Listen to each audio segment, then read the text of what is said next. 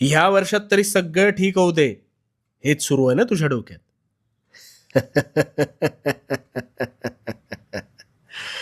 पलटतील. तुझ्या नशिबाचे फासे सुद्धा निश्चित पलटतील. कसे ते सांगतो. आता प्रामाणिकपणे शांत चित्ताने ऐक. तुझे प्रश्न सुटतील. सगळ्यात आधी एक गोष्ट ध्यानात घे. नवीन वर्षात तू जुनाच राहिलास तर तुझ्या आयुष्यात काहीच नवीन घडणार नाही. गोंधळलास ना? आता एक गोष्ट ऐक. दोन घनिष्ठ मित्र होते. एक हलाखीच्या परिस्थितीतून संघर्षातून जात होता, तर दुसरा ऐशोआरामी जीवन जगत सुखाचा उपभोग घेत होता.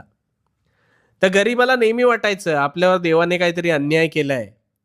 पण हा श्रीमंत मात्र कधीही उठायचा, कधीही झोपायचा, आयते अरबट चरबट खायचा. काही वर्ष सरली. गरीब मेहनत करत होता,